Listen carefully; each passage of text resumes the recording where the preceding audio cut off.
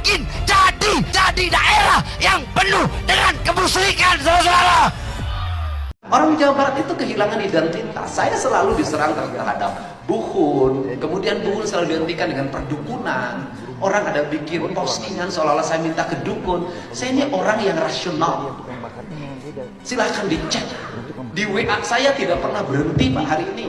Saya mendoakan Bapak di sini, saya ucapkan terima kasih. Saya itu diajak orang kemana-mana, saya tidak percaya. Saya berziarah ke kuburan hanya pada kuburan ibu dan bapak saya. Kenapa? Saya ini orang rasional. Saya orang akademis dalam berpikir, dan saya anti mistik dan anti klinik. Saya tidak pernah datang ke Pananyaan sampai hari ini. Nah, kenapa tuduhannya itu? Karena mungkin karena sikap saya yang konsisten. Ingat, konsisten menjunjung tinggi semangat leluhur. Pertanyaannya, kenapa itu dilakukan? Orang Jawa Barat itu warga yang akan tergerus hubungan dengan leluhur, taruhan saya. Dan orang Jawa Barat dengan mudah melupakan leluhurnya, menjelekkan leluhurnya, dengan mudah mengikuti orang lain, mengagungkan leluhur orang lain. Padahal dia dapat rumah dari leluhurnya, dapat tanah dari leluhurnya, dapat kebudayaan dari leluhurnya, dapat tanah yang subur, makmur, gemari, parepe, rapi yang bernama Jawa Barat, tanah yang indah ini. Sehingga saya katakan tanah yang paling indah di bumi ini adalah Jawa Barat. Untuk itu tanah yang harus dimuliakan adalah tanah Jawa Barat. Orang tinggal di sini. Ini kan spirit nasionalis yang saya ajarkan pada siapapun.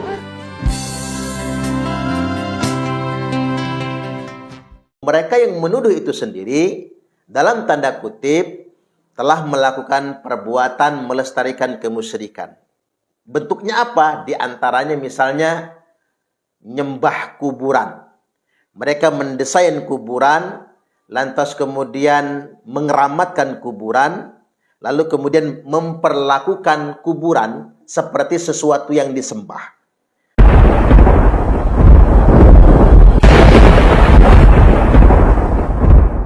Assalamualaikum warahmatullahi wabarakatuh. Mereka menuduh Kang Deddy Mulyadi menghidupkan kemusyrikan. Kenapa Jokowi aja saya sebut, apalagi Deddy? Kemarin Purwakarta jadi kota kemusyrikan. Kalau dia sampai jadi gubernur Jawa Barat, maka Jawa Barat akan dia bikin jadi daerah yang penuh dengan kemusyrikan, saudara-saudara. Tapi pada faktanya justru mereka itu sendirilah yang telah melestarikan kemusyrikan. Mengapa dikatakan demikian? Hari ini kita mendengar kritik mereka terhadap Gubernur Jawa Barat Kang Deddy Mulyadi.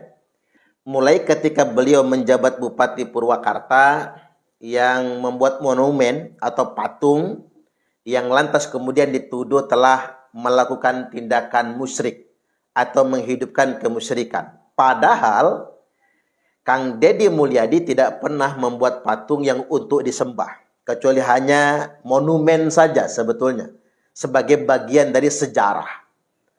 Nah, sedangkan justru mereka yang menuduh itu sendiri, dalam tanda kutip, telah melakukan perbuatan melestarikan kemusyrikan. Bentuknya apa? Di antaranya misalnya, nyembah kuburan. Mereka mendesain kuburan, lantas kemudian mengeramatkan kuburan, lalu kemudian memperlakukan kuburan seperti sesuatu yang disembah. Hari ini kan kita mendapati sebuah fakta di mana kaum Ba'alwi terbiasa memperindah dan mempermewah kuburan-kuburan mereka atau orang yang mereka anggap leluhur mereka, yang lantas kemudian dikeramatkan oleh mereka, lalu mereka perlakukan kuburan tersebut dalam tanda kutip seperti sesuatu yang disembah. Dimewah-mewahkan, dihias sedemikian rupa, lantas kemudian bentuk ta'zim mereka terhadap pemakaman tersebut atau kuburan tersebut dengan membungkukkan diri, merendahkan diri, menyerupai seperti orang yang sedang menyembah kuburan. Ini kan patut diduga merupakan upaya melestarikan kemusyrikan sebetulnya. Padahal di dalam Islam, perbuatan yang seperti itu sangat diharamkan. Bahkan di lingkungan masyarakat NU sendiri, dilarang kita semua menyembah kuburan. Seperti yang kita ketahui, Nabi SAW telah bersabda La taj'alu qabri 'idan wa masjidan.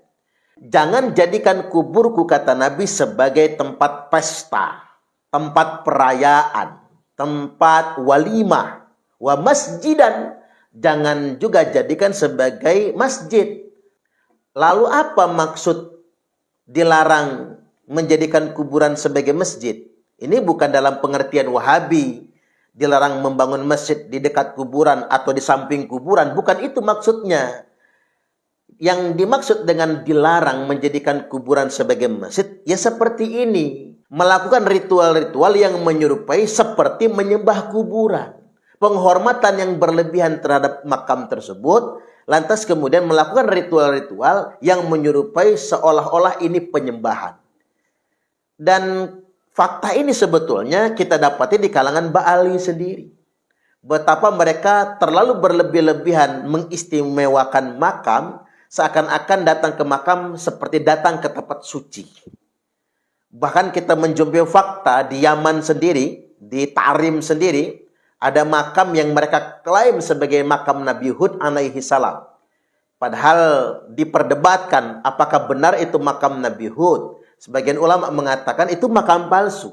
Namun kita lihat faktanya di sana, di mana kaum Ba'alwi memperlakukan makam tersebut sebagai tempat suci, dan bisa kita cek langsung ke sana atau lihat di media sosial, makam itu kemudian ditawafi. Jadi makam Nabi Hud di Yaman tersebut menyerupai seperti Ka'bah Baitullah. Orang datang ke sana seolah-olah datang ke kota suci, lantas kemudian orang yang berziarah ke makam tersebut seolah-olah dia sedang tawaf di sekeliling Ka'bah. Ini fakta. Nah, perilaku ini siapa yang mengajarkan? Ya kalangan Ba'alwi sendiri. Bahkan kemudian di antara mereka mengklaim makam Faqih Muqaddam Muhammad bin Ali Ba'alwi, atau yang terkenal dengan istilah Faqih Muqaddam, yang katanya bisa mi'raj dalam satu malam itu 70 kali. Di makamnya itu seperti makom Nabi. Di sana seolah-olah ada raudhahnya di sana. Bahkan ada yang sampai berpendapat nggak perlu lagi datang ke Madinah. Cukup ziarah ke makam Faqih Muqaddam, karena setiap hari Nabi SAW ada di makam Faqih Muqaddam. Jadi, dan berdoa di dekat makam Faqih Muqaddam itu sama dengan berdoa di raudhah. Jadi makam Faqih Muqaddam ini sudah menandingi makam Nabi sebetulnya. Raudhahnya juga sudah menandingi raudhah yang ada di Masjid Nabawi. Nah, ini apa namanya? Ini sama saja dengan membangun sebuah doktrin, lantas kemudian melakukan sakralisasi terhadap makam, dan pada akhirnya kemudian menciptakan model kemusyrikan di makam-makam yang dikatakan keramat tersebut. Jadi alih-alih menuduh Kang Deddy Mulyadi telah melakukan kemusyrikan, justru mereka sendiri yang telah melestarikan kemusyrikan. Kita lihat faktanya bagaimana mereka mengistimewakan dan memperlakukan secara berlebih-lebihan makam-makam leluhur mereka. Dan ini kenyataan sebetulnya. Jadi ini menyerupai sebuah pepatah, menepuk air di dulang, nyiprat ke muka sendiri. Ini kenyataannya sedemikian rupa. Jadi fakta pertama yang hendak saya kemukakan adalah ketika mereka menuduh Kang Deddy Mulyadi telah melestarikan kemusyrikan, faktanya justru doktrin-doktrin mereka lah yang hari ini melestarikan kemusyrikan. Dan fakta kedua yang harus kita ketengahkan pada kesempatan kali ini, ketika mereka sendiri melarang orang lain beribadah kepada selain Allah, orang harus semata-mata menjadi hambanya Allah. Tapi faktanya, kaum kabib-kabib Ba'ali menjadikan mereka warga agama kelas 1 dengan kasta tertinggi, lantas kemudian menjadikan muhibbin mereka dalam tanda kutip seolah-olah menjadi budak-budak mereka. Hari ini kita dihadapkan dengan sebuah fakta. Bahkan ada yang membuat argumentasi begini. Sealim apapun ulama, sepintar apapun kiai, kalau dia jadi muhibbin, di hadapan kabib-kabib itu dia bukan apa-apa dan bukan siapa-siapa. Dia tetap sebagai warga agama kelas 2. Kasta mereka, derajat spiritual mereka, nilai diri mereka tetap ada di bawah kabib-kabib itu. Nah, paham seperti ini, doktrin seperti ini kan jelas melestarikan kemusyrikan sebetulnya. Menghadirkan patronasi yang tidak semestinya kepada Allah Subhanahu wa taala. Itulah mengapa kemudian Nabi sallallahu alaihi wasallam coba menegaskan ketika peristiwa Futuh Mekah untuk menghapus feodalisme gaya Arab jahiliyah itu. Beliau bersabda, "Innallaha qad adhaba ankum ubiyatal jahiliyah wa ta'adzumaha bi'abaiha." Sesungguhnya Allah telah menghapus dari kalian semua bangsa Arab jahiliyah, feodalisme, kesombongan, kastanisasi atau kastaisme, di mana kebiasaan kaum jahiliyah itu suka membangga-banggakan nasab mereka, membangga-banggakan leluhur mereka, memperlakukan orang lain seperti budak-budak mereka. Nah, Allah sudah hapuskan hari ini, di mana sistem perbudakan sudah dihapuskan. Wa ma adraka mal aqabah fakku raqabah. Tahukah engkau apa jalan yang mendaki lagi sukar itu? Yakni membebaskan budak dari perbudakan. Konteks ayat ini kemudian, dalam konteks modern, ayat ini adalah menghapus feodalisme. Menghapus sistem-sistem feodal yang dibangun berdasarkan doktrin-doktrin keagamaan. Kalau dulu agama memberantas perbudakan, nah hari ini kita memberantas perbudakan yang mengatasnamakan agama. Apa namanya? Ketika orang merasa klannya lebih mulia daripada orang lain. Itu kan namanya perbudakan. Entoh kemudian mengaku-ngaku sebagai cucu Rasulullah. Dalam darah aneh mengalir darah Rasulullah. Lucu-lucu. Di zaman yang sudah semodern ini sudah generasi Gen Z loh. Di zaman yang sudah semodern ini masih ada orang menggunakan kasta untuk merendahkan orang lain, untuk memperbudak orang lain. Apa enggak stres ini? Dan mengapa ini jadi lestari? Karena mereka menggunakan doktrin-doktrin agama. Mereka menggunakan ayat Al-Quran maupun hadis-hadis Nabi. Dan anehnya lagi, kiai-kiai yang melestarikan ini, dalam tanda kutip ya, enggak semua kiai. Alangkah saya ingin menghimbau kepada kiai-kiai yang telah dititipi ilmu. Kapan panjenengan sadar dan tobat? Jangan rusak ajaran Islam dengan mengikuti maunya para kabib-kabib yang ingin mereka itu menjadi warga agama kelas 1. Jangan manipulasi umat dengan doktrin-doktrin keagamaan, lantas kemudian membuat umat terkungkung dalam sebuah doktrin. Dan kemudian harus menjadi pelayan bagi para kabib-kabib yang mengaku cucu Nabi itu. Dari situ saja sudah salah. Apatah lagi ada kajian Kiai Imad yang telah membuktikan mereka bukan anak cucu Nabi. Sampai hari ini kajian Kiai Imad tak terbantahkan. Belum ada dan tidak ditemukan kitab sezaman yang mengkonfirmasi leluhur Ba'alwi.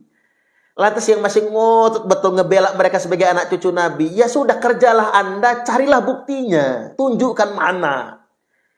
Apalagi berdasarkan kajian saintik, kajian ilmiah, DNA mereka jauh dari DNA keturunan Nabi.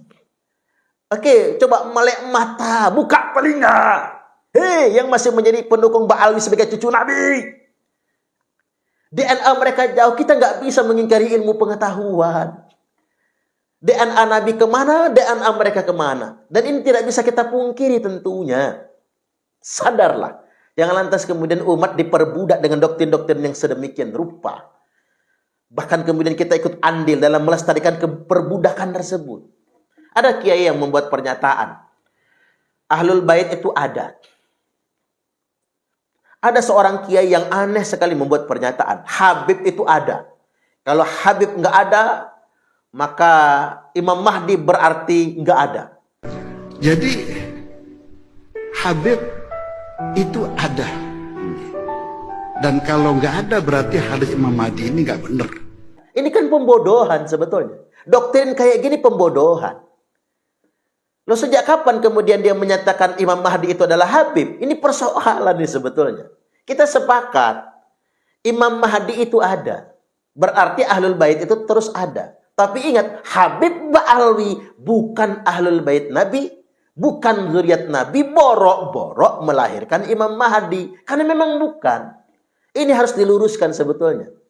Itulah mengapa para ulama mewajibkan kita memverifikasi siapapun yang ngaku anak cucu Nabi. Tujuannya apa? Justru untuk menjaga agar tidak muncul Imam Mahdi palsu. Imam Mahdi aja belum muncul, sudah ada yang ngaku imam besar umat Islam. Iya kan? Imam Mahdi belum muncul, sudah ada yang ngaku imam besar. Nanti habis ngaku imam besar alias imam jumbo, mereka ngaku imam Mahdi akhirnya. Ini kan fakta. Jadi saking ngeyel, belagak dan belagunya mereka. Padahal bukan anak cucu Nabi, ngangkat diri mereka sebagai imam besar umat Islam. Aneh-aneh saja. Dan banyak yang percaya, banyak yang mau jadi pengikutnya. Ini tambah aneh lagi. Kadang kita kehilangan nurani, kehilangan logika, kehilangan akal sehat ketika dihadapkan dengan indoktrinasi yang bernafaskan agama. Padahal itu semua manipulasi yang mengatasnamakan agama. Jadi mengapa para ulama mewajibkan kita memverifikasi siapapun yang mengaku-ngaku sebagai anak cucu Nabi? Alasannya sederhana. Agar tidak ada Imam Mahdi palsu. Karena Nabi SAW telah bersabda, Al-Mahdiyu minna ahlal bait. Imam Mahdi itu dari kami, kata Nabi, keturunan kami. Dia merupakan ahlul bait. Min waladi Fatimah. Dia merupakan dari keturunan Fatimah. Ismuhu ismi wa ismu abihi isma abi. Namanya persis dengan namaku, kata Nabi. Nama bapaknya adalah nama bapakku. Berarti Muhammad bin Abdullah namanya. Dia dzurriyyat Nabi, merupakan ahlul bait Nabi, keturunan dari Sayyidah Fatimah. Namanya Muhammad, nama bapaknya juga Abdullah. Dan untuk menjamin tidak ada yang ngaku-ngaku Imam Mahdi, untuk menggaransi tidak ada Imam Mahdi palsu, siapapun yang ngaku keluarga Nabi, siapapun yang ngaku anak cucu Nabi, wajib diverifikasi. Itulah mengapa kemudian mencintai ahlul bait itu wajib. Mencintai dzurriyyat Nabi itu wajib. Tapi khitabnya jelas. Yang dicintai ini harus asli, nggak boleh palsu. Kita mencintai Nabi wajib, tapi bukan Nabi palsu. Mencintai Rasul wajib, tapi bukan Rasul palsu. Mencintai ahlul bait Nabi wajib, tapi bukan yang palsu. Lantas kemudian kita bertanya, emang ada ahlul bait yang palsu? Ada, itulah mengapa Nabi mengingatkan fitnah syarra, fitnah di tengah-tengah zaman kemajuan, zaman kemerdekaan, zaman yang sedang tenang-tenangnya adalah dakhaluha min tahti qodama rajulin min ahli baiti. Akan keluar dari bawah dua telapak kaki laki-laki yang ngaku-ngaku ahlul baitku. Yaz'umu annahu minni wa laisa minni. Mereka itu ngaku-ngaku keturunanku, kata Nabi, padahal mereka bukan keturunanku. Berarti memang fakta hari ini banyak orang di Indonesia ngaku-ngaku sebagai anak cucu Nabi. Ini sudah dikonfirmasi dan sudah disinyalir oleh Nabi Sallallahu Alaihi Wasallam sejak 14 abad yang lalu. Jadi warga bangsa Indonesia nggak usah heran kalau sekarang banyak yang ngaku-ngaku anak cucu Nabi, lalu minta diistimewakan, merasa jadi majikan, Arab dindoroaken alias meriayeni, merasa mereka kastanya lebih istimewa daripada orang lain. Itu sudah tanda-tanda mereka itu palsu. Kan sudah disebutkan sedemikian rupa. Jadi kalau ada Nabi palsu, ada juga dong yang ngaku-ngaku cucu Nabi, yakni cucu Nabi palsu. Ini yang harus kita sadari sebetulnya. Jadi balik lagi, ketika mereka menuduh Kang Deddy Mulyadi melestarikan kemusyrikan, faktanya mereka sendiri yang telah melakukan itu semua. Yang pertama, mereka seolah-olah menyembah-nyembah kuburan. Dan yang kedua, mereka merasa jadi majikan, lantas kemudian merendahkan orang lain seperti budaknya. Padahal tidak ada yang kita sembah kecuali cuman Allah semata. La ilaha illallah Muhammadur Rasulullah. Wallahul muwaffiq ila aqwamit thariq. Wassalamualaikum warahmatullahi wabarakatuh. Kami adalah laskar sabilillah, pecinta wali songo dan para anbiya, pewaris peradaban Islam di Nusantara hingga berkibar bangsa Indonesia.